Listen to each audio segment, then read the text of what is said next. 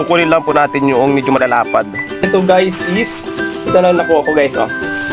Hindi pa ito pwedeng lutuin, kailangan muna nating linisan. Ang paglinis ito guys is, katulad nito guys, ito yung puno. Ito yung kanyang palad. Kailangan ito alsin kasi ito ay matigas. Ang gagawin ko dito guys, gagamitan ko siya ng gunting. Hindi naman siyang kumpletin ng kuko, pero mas maganda sa akin is gunting. Ito guys, yan. Yung po sa hindi nakakakain ng kulapdot sa kahoy, mas marami ito sa kahoy ng mangga. Sa mga sanga, sa mga natumba ng bagyo na mangga, yan. Mas masarap kong kainin dito guys. Yan. Masarap po ito sa ginataan. Yung pinalagati, yung hindi masyadong maraming sabaw pa, yung parang pinaiga sa gata. Ayan. Sarap ito guys. Ayan, ito na po lahat guys, yung aking nalinisan. Wala na po itong mga puno, may mga tangkay-tangkay na. Ang kailangan ko na lang po is magtudtud po ako ng niyog, kumuha po ako ng gata. At ang pagluto nito guys is, pag nakakuha ka na ng gata, ilagay lahat sa kawali yung gata, dinandal lahat yung mga samya, pakuluan yung gata. Kapag malapot-lapot na yung gata, saka ito ilalagay.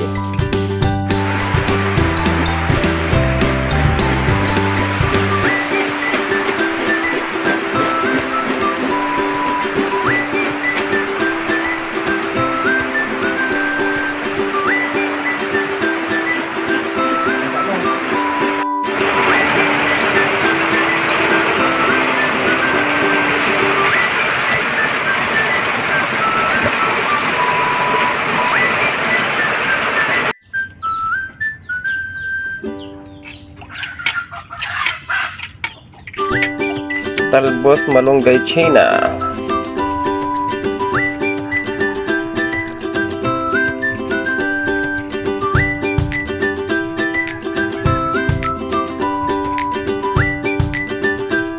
Ayan, luto na. Ready to eat na. Sarap. Ayan, kain po tayo. Luto na ang aking mushroom sa kahoy. Ang tawag na kulapdot. Siyempre may tulong gulay. Talbos ng Chinese malunggay. Yan, kain po tayo.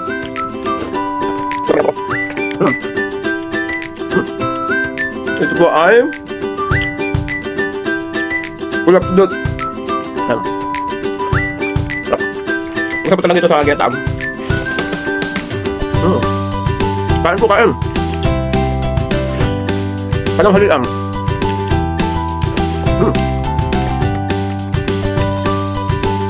Sibuyas, bawang, paminta, asin.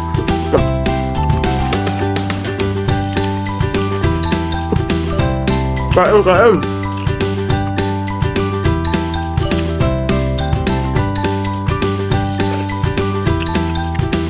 Yung maliliit po kami. Ito lagi namin ulam. Pag nag-ulam, yan. Grabe nitong nasibol sa mga kahoy-kahoy. Kulapdot. Masarap.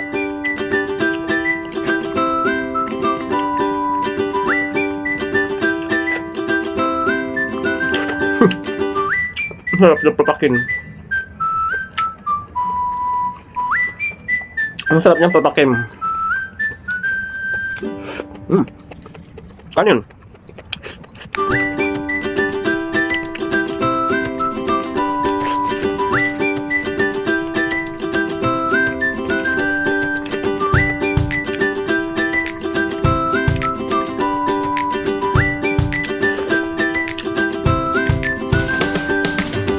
Kahit anong malunggay po, may malunggay Chinese, malunggay moringa, pwede po dito. Sarap. Malasa po talaga ito guys.